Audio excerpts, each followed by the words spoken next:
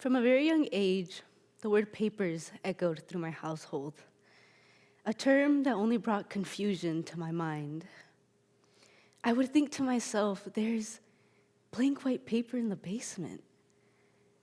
But as I grew older, the weight of that word started to sink in. It wasn't about literal sheets of paper.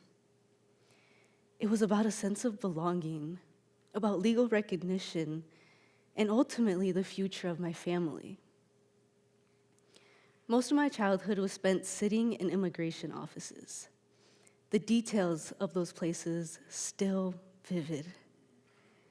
The musky scent of old carpet, the frigid air, and the cold leather chairs. The feeling of a cold leather chair is not one that every child grows to hate. As a kid, I thought these experiences were normal. I thought every kid spent their afternoons in waiting rooms where silence hung heavy. I'd watch my parents, their faces showing determination, but with cracks that let their worry seep through. And I'd sit there, a child lost in thought, blissfully unaware of what was happening, while my parents carried the weight of our reality. Growing up, one of the things I loved to do the most was watch movies or TV shows with my family. It was nice for us to just be a family. In one of the shows that we watched, people had to switch their identities, and I heard the term green card, a term I had never heard of before, but in the show, they used it as a form of identification. One day, when I was in the car with my mom, I asked her what a green card was. I was sitting in the back seat, and I looked through the rearview mirror, and I was met with nothing but confusion and fear. She asked where I'd heard the term, and I told her from the show. This is one of the first few memories I have of my mom explaining their citizenship status to me, and that it wasn't something to go around telling people. I was 7, and she trusted that secret to be kept by a 7-year-old. According to community psychology, approximately 5.9 million US citizen children have at least one caregiver who does not have authorization to reside in the United States. When children become aware of their parents' citizenship status, there's a constant anxiety, a wondering of whether their parents will come home or if that's the day the world turns upside down. As I grew older, the fear still lingered, but I thought we were safer. But on September 4th of 2024, I was that little girl sitting in an immigration office again. My biggest fear was now my reality. My father was detained by ICE, a phrase I never thought would be coming out of my mouth. On September 4th, at around 10:15 a.m., I received a phone call from my mom while I was at work. From the moment I picked up the phone, I knew something wasn't right. When she said my father had been picked up by ICE, my head started to spin, and I didn't know what to say. What can you even say?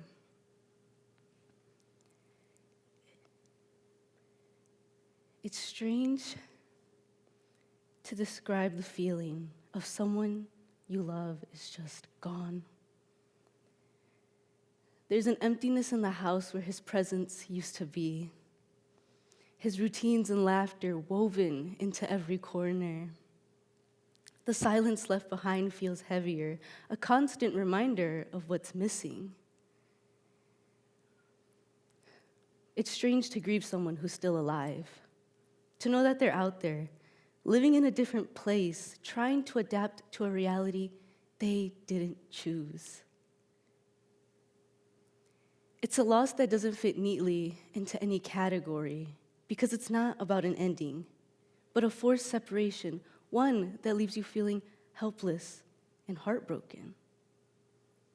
And this brought me back to being a child, and seeing how strong my parents were, yet so powerless at the same time. As a child, I always knew I was different, but I never thought that was a bad thing. It was either the language that I spoke or the color of my skin that made me stand out. And there was one label I didn't even know existed. I was called the child of immigrants. As I grew older, I acknowledge that term, and I wear it with pride because I am living and existing in their honor for everything they have done to provide me with a life filled of opportunity. I always said I wasn't going to go to Mexico unless my father could go with me. And while it wasn't his choice to return, visiting him in Mexico was a healing experience for me. Visiting Mexico helped me understand myself and my parents more. While I hadn't previously lived these experiences, I felt like I was living a part of my dad's life. As a Mexican American, I feel an undeniable pull to the land in Mexico, a haunting and romantic thing, like a version of yourself who never was, but feels undeniably real. The culture of our parents gets passed down and becomes less a story of survival and more a collection of memories. And then you make it to Mexico, and it's strange. You fit in, but you don't quite belong. You speak the same language and share the same skin color, but they know you're American. When it comes to describing their identity, the Pew Research Center found that most Hispanics prefer to identify themselves with their family's country of origin. 51% say they most often identify with their family's country of origin over pan-ethnic terms. That includes terms such as Mexican, Cuban, or Dominican. While 24% say they most often use terms like Hispanic or Latino.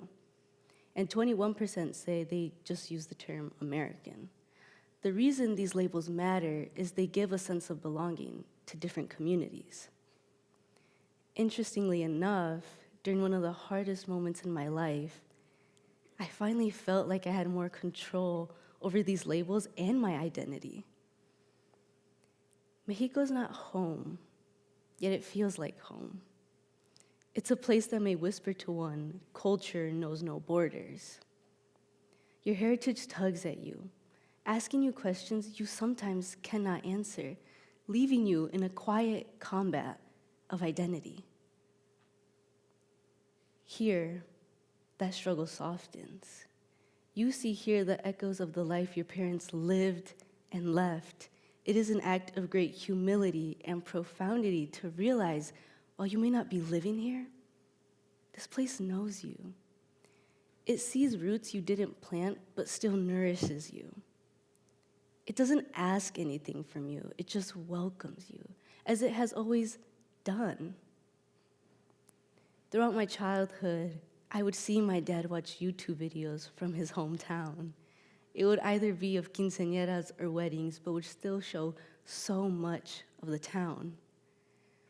And there's times where he'd tell me, if you turn down that street, that's where your grandma and grandpa live. And I finally felt like I had stepped through the TV screen. And through this all, my identity has felt woven between two flags. One is green, white, and red with the proud eagle at its center, the colors of my Mexican heritage, a deep part of who I am. And the other flag is blue, scattered with stars crossed by red and white stripes. The American flag, the country that has shaped me, the country in which I was born and raised in. I feel both of them wrapped around me, holding me up, but pulling me into two different directions. I am both. And yet moments like this make me feel like I don't fully belong to either.